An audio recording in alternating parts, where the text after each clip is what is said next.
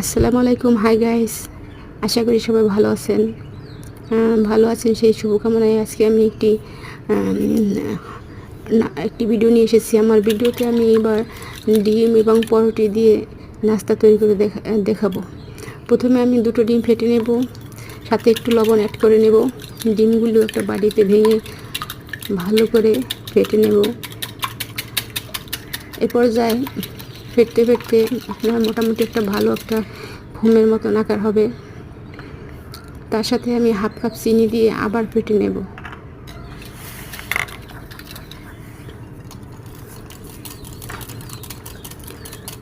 ডিম দিয়ে ভালো করে ফেটে নেব।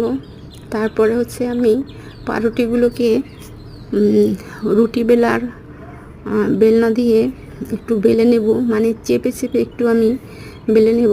এতে করে আমি যে শেপটাই তৈরি করব সেই শেপটাই মানে আকার থাকবে, শেপ আকারেই থাকবে, ভাঙবে না, ঝুরঝুরে হবে না।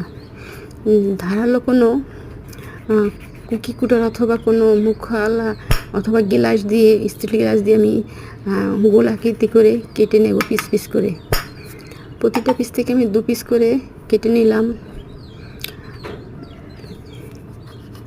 এবং এরকম 2 পিস করে কেটে নিয়ে আপনার এটাকে আমি একত্র করে নেব। তারপরে এগুলোকে আমি সেই ফেটানো ডিমের মধ্যে আমি চুবিয়ে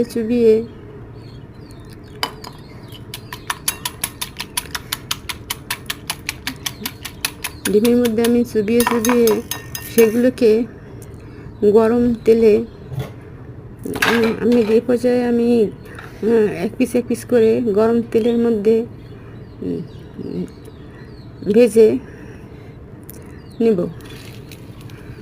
এক পিস করে গরম তেলে দিয়ে আমি এগুলোকে ভালো করে বাদামি অথবা ব্রাউন কালার করে ভেজে নিয়ে আমি এগুলি একত্রে পরিবেশন করব। এরকম নাস্তা ঝটপট তৈরি করা যায় এবং বিকেলে চায়ের সাথে অথবা খালি নাস্তা হিসেবে একটা ভালো একটা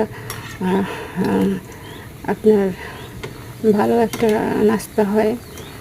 বাচ্চারাও খেতে খুব পছন্দ করে, দেখতেও খুব সুন্দর লাগে এবং খেতেও বেশ স্বাদ লাগে। তো আপনারা এরকম বাসায় করে খাবেন। সবাইকে আমার সাথে থাকার জন্য ধন্যবাদ। আবার